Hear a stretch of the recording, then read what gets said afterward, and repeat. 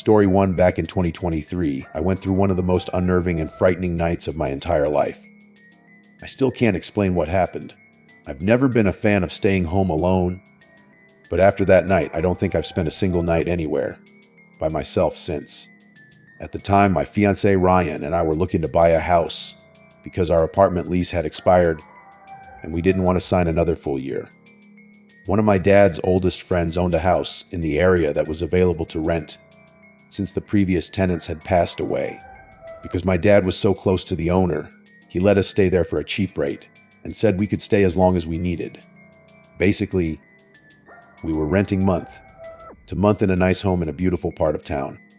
It took a lot of the stress out of house hunting. The only downside for me was that I wasn't thrilled about moving into a house where both residents had died within weeks of each other inside the home. They were elderly, so it wasn't a violent death or anything, but still the idea didn't sit well with me. Ryan didn't care at all. He was excited about the low rent. He doesn't believe in bad energy, but I absolutely do. I remember when we first moved in, he constantly made fun of me for being scared. He even went as far as mimicking ghost sounds just to mess with me. Don't get me wrong, Ryan is a great guy. I know I'm making him sound like a jerk, but he's always just joking around. Sometimes you have to knock him down when he plays too much, and I always did. When we first moved in, the house had this ugly tan carpet throughout. My dad's friend told us he was having someone come over to rip it out and put in hardwood floors because the carpet was stained all over, on top of just being ugly. In the living room, there was a giant dark stain on the carpet. The first day we moved in, Ryan asked my dad's friend if he knew where the stain came from, and he shared information I wish I'd never heard. It's really sad. The woman fell, hit her head on an end table, and the stain was from the blood. They think that's what led to her passing. She went to the hospital that night and never came home. Then he went on to tell us that her husband had passed away just a few weeks before her. A heart attack in the basement. I was horrified to be living in that house, even temporarily. But sometimes you have to do what's most cost efficient. And this was it. We'd only been there maybe 2 days when they came to do the floors. I was so relieved when the carpet was gone. He also had someone come in and paint the inside of the house. Just those little cosmetic touches made the house feel so much better. After that, I started to settle in. It also helped that he added one of those annoying security systems inside the house. Every time you opened a door, you'd get that automated voice saying, "Front door open." It got old fast. Even though it was annoying, it did make me feel better. We'd been there a little over a month when Ryan left for the weekend, his bachelor party. I was a bit on edge about being alone for a couple of nights, but by then the house felt like a home. I also had our cattle dog Rex for company, which made me feel safe. Friday, July 7th, I left for work at 7:00 a.m. I kissed Ryan goodbye because he was heading out a few hours later and wouldn't be back until Sunday afternoon. I got home that evening and felt a little off. I was sure it was just anxiety from being alone. I ordered Thai food. Ryan hates it, but it's my favorite. Put on The Office and watched my feel-good show until I started getting tired. It was close to midnight when I began hearing this weird noise coming from the basement. The house was old, so I kept telling myself it was just the house settling. I turned off the TV and started heading to the bedroom. That's when Rex ran to the basement door and started barking. This wasn't normal for him. He was protective but quiet. He didn't bark much, mostly howled when he got vocal. But that night, he was barking, and he sounded tense, like something was wrong. I tried to calm him down, but he wouldn't stop. I don't know why I did this, but I slowly opened the basement door and turned on the light. Rex stopped barking and started growling. I was going to go down and make sure everything was okay. Then I remembered that the old man had died down there. I know it sounds crazy, but that freaked me out. I felt frozen at the top of the stairs. I couldn't even look. I tried taking a picture of the basement from the top of the stairs, but it was too dark to see anything. I was too scared to go down there myself, especially with Rex losing his mind. I shut the door and went to the bedroom.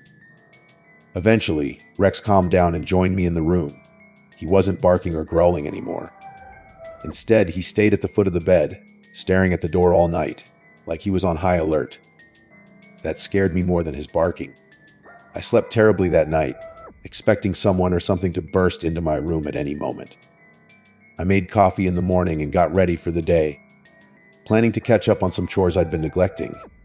I gathered all my laundry, and when I made my way to the laundry room, I freaked out. This may seem small and trivial to some, but it freaked me out more than you can imagine. The washing machine was sticking out from the wall by several feet. Not just a little wiggle. This thing was nearly in the middle of the room. At first, I ran out. I couldn't figure out how or why that could happen. Once I composed myself, I went back to check it out. Other than being in the middle of the room, nothing else seemed out of place. I moved it back, and it wasn't easy. It was a heavy unit. I felt like I should have heard it moving. Even though I was completely on edge, I continued with everything I'd planned for the day. I called Ryan and told him everything. I could tell he was skeptical, but he still believed me for the most part and was concerned. He's just the type of person who thinks everything can be explained by something. That's probably true in this situation too, but I still couldn't shake the nerves and that horrible feeling brewing inside me. He told me they were heading home first thing in the morning, and that he'd be back sometime in the late morning, earlier than originally planned. Saturday night was a lot like Friday night. I got some food, cuddled up with Rex on the couch, and watched The Office. At 9:18 p.m., I heard something loud outside the house. Loud enough to make me jump, even with the TV up high. It sounded like an explosion. Then I got a notification on my phone from the garage camera. I pulled it up. There was a video. My garage door was open, which was crazy because we never used it. We only used the garage for storage and didn't park in it since we both had bigger vehicles. In the video, you could see flashes coming from the driveway, but the video didn't do it justice. It just sounded like fireworks. I opened the door from the house to the garage and looked in the driveway. There appeared to be no evidence of fireworks, an explosion, or anything. It was the strangest thing. I saved the video and closed the garage door. Trying to get comfortable in bed after that wasn't easy. My heart was racing because I had no idea what had just happened. My brain was confused. I couldn't even process why I was scared. I couldn't tell if I was afraid of something insidious in the house that I couldn't see, or if someone was actually messing with me. I think I got up 3 separate times to make sure the security alarm was set. Just like the night before, Rex stood guard at the foot of the bed, staring at the door, occasionally letting out a low growl. I eventually fell asleep. I woke up suddenly because someone was pounding on my front door. I looked at the time. 3:39 a.m. I had the bedroom door shut, so Rex couldn't get out. I just stayed in bed, unable to move even if I'd wanted to. It wasn't just a knock. It was continuous banging. Finally, I got up. Just before opening the bedroom door, I heard the security system announce, "Front door open." I ran to lock the bedroom door and grabbed my phone to call the cops, but it wouldn't turn on. Every time I pressed the side button, the screen lit up black. I think that's when I started crying. I looked over and could visibly see the doorknob shaking. I started screaming, "Go away!" I called the police and told them someone had broken into the house.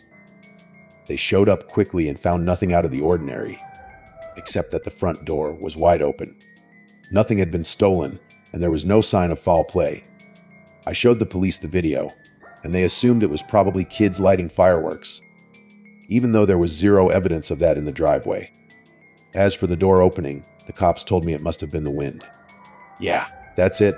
The wind on a humid July night shooting open a door locked with a deadbolt. That really cracked the case. After the police left, it was nearly dawn. I took Rex and drove to my parents' house. I stayed there until Ryan got home and told them what happened. They mostly sided with the police but comforted me anyway. When Ryan got home, I told him everything. He didn't think I'd had a paranormal experience like I did, but he did feel that something had happened and was concerned. We stayed at that house for a couple more months until we found our new home. Nothing ever happened again.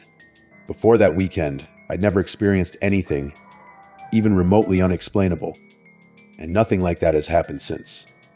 As I write this, we're almost at the 3-year anniversary of that night. Whatever I experienced that weekend, I just hope I never experience anything like it again. Story 2, I used to live next door to a bar and I hated it.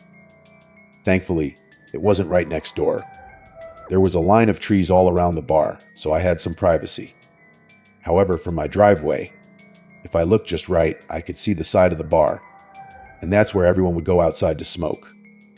Most of the time, it wasn't that bad. It was only horrible on weekends, or when the local sports team was playing, which seemed like every other day sometimes.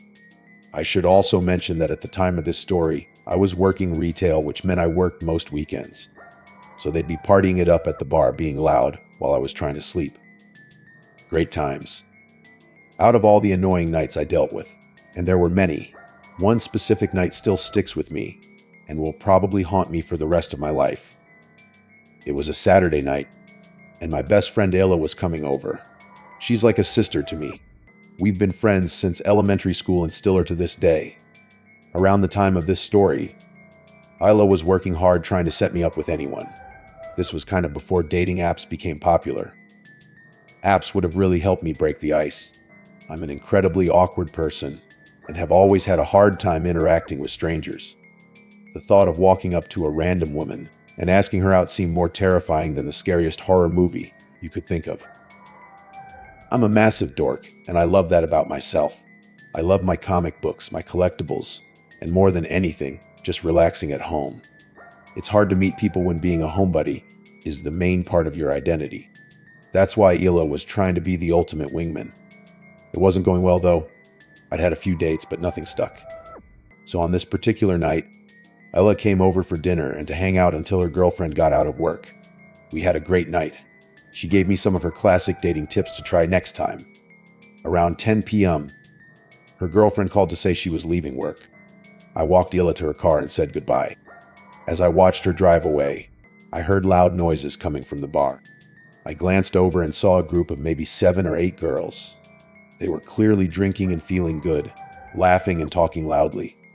I could hear every word one of the girls was saying to her friend.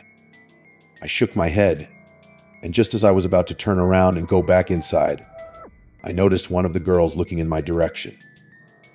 I looked around to see if she might have been staring at someone else, but it clearly looked like she was staring at me. I didn't react because I still wasn't sure. All the women outside started heading back into the bar, but this woman stayed back a little, like she wasn't really with the group even though she'd been standing with them. Then she waved. She had to have been waving at me. There was literally no one else around. I didn't wave back at first. Then she started waving more aggressively. I hesitantly waved back, and she responded by blowing a kiss in my direction. All I did was smile and go inside. Clearly just a woman at the bar who'd had one too many drinks. After that weird interaction, I went inside and started playing video games since I finally had a weekend off. I couldn't think of a better way to spend the evening. Around 1:30 that morning, I heard a knock on the door. I paused my game. I heard another gentle knock. I wasn't that freaked out because of the bar's proximity. I'd had people show up at my doorstep before. Some people in that town really like to party. I was used to weird things like this happening. Just in case it was serious, I got up and looked out the small window next to the front door. Nobody was standing there. At that moment, I figured it was just someone from the bar being an idiot. My heart was racing a little. Hearing a knock at that hour is always jarring. I didn't get back on my game right away. I sat in the front room reading something on my laptop. Maybe 15 minutes had passed since the knock. I got up to look out the window one more time, just to confirm nobody was outside. When I looked out, I didn't see anybody, but I noticed that the light inside my car was on. When I focused harder, I could also see that my driver's side door was slightly open. Again, I wasn't that scared, more angry than anything. It wouldn't be the first time someone from the bar tried to break into my car and steal something. The joke was on them because I didn't keep anything valuable in there. The last time this happened, the light stayed on all night, and my battery died the next morning. I didn't want that to happen again. I unlocked the front door, went outside, and walked to my car. I checked the back seat to make sure nobody was camping out back there. Once I realized the car was empty, I locked it and headed back inside. Once I got inside and locked the door, I realized I could smell something like lavender perfume. It could have been Ayla, but she isn't the perfume type, and I don't think the smell would have lingered that long. I figured whoever had knocked on the door was probably wearing too much perfume, and the smell was still lingering on the front porch. I finished what I was doing on the computer, shut down my game, and decided to finally head to bed. I still felt a little anxious about everything, but I wasn't scared. I put on a movie in bed and tried to drift off. I don't know how much time passed before I heard something. I turned the movie off to hear better. I thought I could hear someone running around the outside of my house. Light, delicate footsteps moving rapidly. I moved closer to the door to listen. Then I heard giggling, a soft, feminine giggle. When I heard that, and the unmistakable sounds of running, I completely shut my cracked bedroom door and called the police. I told them someone had broken in, probably someone from the bar next door. While I waited for the police, every minute felt like an hour. Eventually, I didn't hear the running anymore. I quietly got up, left the bedroom, grabbed one of my dad's golf clubs from the closet, and started slowly moving through the house. When I got to the kitchen, I froze completely. Standing in my kitchen was a small blonde woman staring out the window. She was wearing an old-looking, tattered pink dress. Then it hit me. This was the woman from the bar who'd waved at me earlier that night. Before I could even react, she said, still looking out the window, "Hey buddy, I know you're there." Then she snapped around quickly and stared directly at me. Then she started running at me. I ran to the bathroom, shut the door, and locked it. She kept knocking on the bathroom door, begging me to open it. It wasn't long after that the police showed up. They were inside the house and knocking on the door. I opened the door and saw only the officers inside. I looked down. Right outside the bathroom was one of my steak knives from the kitchen. After leaving the bathroom, we noticed that the back door was also open. We figured she must have run out that way. The next day, we went to the bar and asked if they remembered anyone who fit that description. The owner knew right away. He told us she'd been dirty and was bothering the guests. Eventually, he had to throw her out. She lingered outside for a while, but once he threatened to call the police, she disappeared. After that night, I never saw her again. Thank God. I don't know why she targeted me. Maybe she was just crazy and homeless. Maybe she was on drugs. I spent a while trying to figure out how she got into the house. The only time I could think of was when I went outside to shut my car door. She must have been hiding near the door and ran inside when I wasn't looking. I'll never forget that night.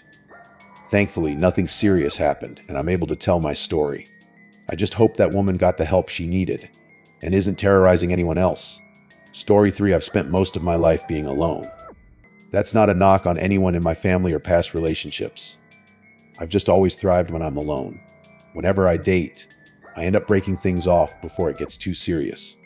This isn't a pity party, that's just how I've always liked it. Being able to focus on myself has allowed me to build my company and find success. My job lets me travel all over the world and meet people from every walk of life. Basically, I'm kind of like an interior decorator. I meet with clients, talk about ways to design rooms, and help them achieve their vision. I'm currently in my mid-30s, and for the first time in my life, I have a roommate.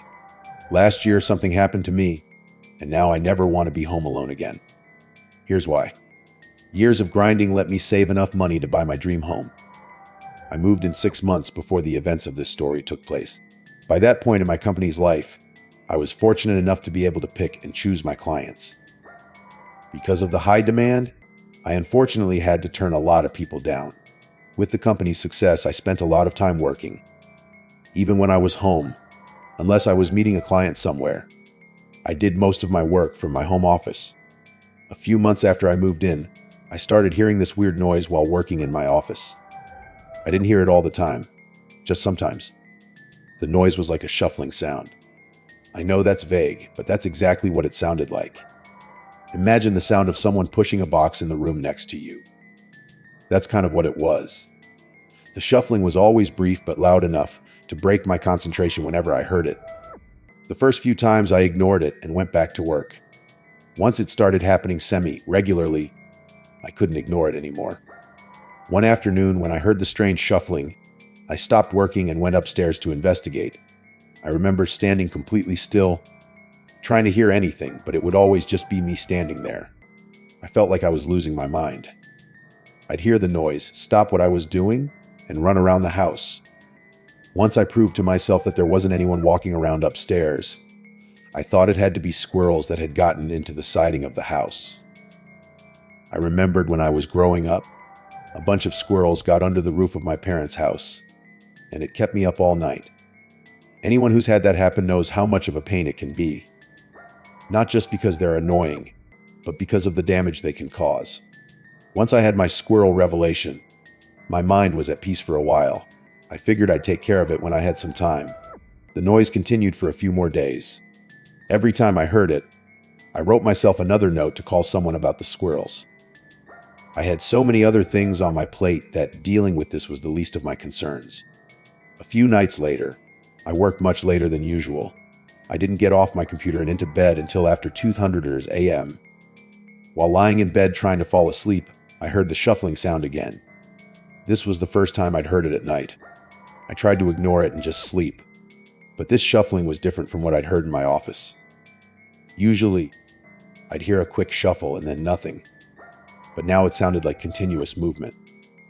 It annoyed me enough that I got up, stood on my bed, and tried listening through the ceiling. The shuffling stopped, but I heard something worse. I swear I could hear breathing.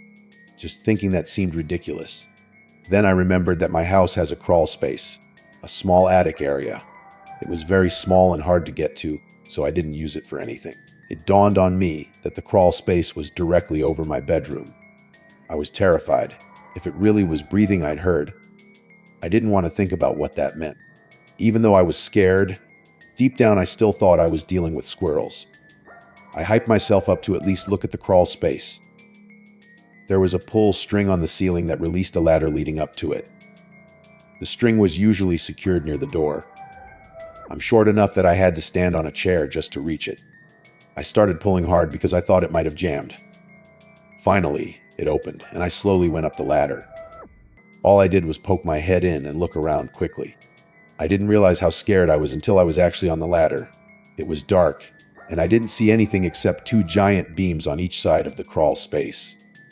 After my quick glance, I shut the door. I was starting to scare myself. I went into the living room and turned on the TV. I couldn't sleep. I just kept thinking about someone being in the crawl space, hiding behind one of those beams. At least with the TV on, I could distract my thoughts. I started to doze off eventually, while going in and out of sleep. I thought I heard a door creaking open. The sound was jarring enough to wake me up instantly. I jumped off the couch and scanned the room. I didn't see or hear anything at first. I took a few steps from the living room into the kitchen. Still nothing out of the ordinary. I walked out of the kitchen and into the hall. At the end of the long hallway was my office. Since the hallway was pitch black, I turned on the light. I half expected to see someone standing at the end of the hall once the light was on. I was that on edge. I slowly continued down the hall and into the office. Again, everything seemed fine. After finishing my search downstairs, I slowly made my way upstairs. Right away, I noticed that the pull string was dangling down. And even more terrifying, it looked like it was slightly swaying. I thought it had to be my imagination. I was sure I'd secured that string when I closed it earlier. But because of how scared I'd been, I thought it was possible I'd left it hanging, as unlikely as that may be. As I walked down the hall, I noticed my bedroom door was almost completely shut. I always leave it wide open. When I grabbed the door to open it, it made a loud creaking sound. I was terrified. This was clearly the sound I'd heard a little while ago. What I couldn't figure out was why. I turned on the bedroom light, and the room looked exactly how I'd left it. Just as I was about to leave, I noticed something on the floor right next to my bed. A small clump of dirt. I got close to it and bent over to look. When I was down on one knee, I thought I could hear that breathing sound again. From that position, I got down even further and looked under the bed. Lying under the bed, staring directly at me, was a middle-aged man. I screamed and fell back onto my hands. The man didn't move, but he shouted, Julie, it's okay. I tried to get up and run, but I felt like I was stuck in quicksand. He just kept yelling, it's okay, over and over. I ran downstairs, grabbed my phone, got in my car, and drove off. There's a 24-hour diner near my house. I drove there and went inside hysterical. I called the police, and they sent a patrol car to the diner to check on me, and then more officers to the house. When they got there, nobody was inside. They searched the entire house thoroughly and didn't find him. They did find several empty water bottles and a small pillow behind one of the pillars. I ended up staying at a motel for almost a month. I was terrified to go back home. I spent a lot of money on home surveillance after that. It's been a year, and that person never resurfaced.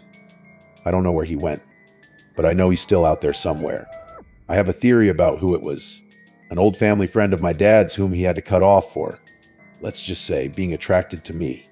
I think it was him, but the man I saw looked like a much older version. If it wasn't him, then whoever it was knew my name and somehow got into my house, living in my crawl space. I feel like sometimes even locking your doors isn't enough if someone really wants to get in.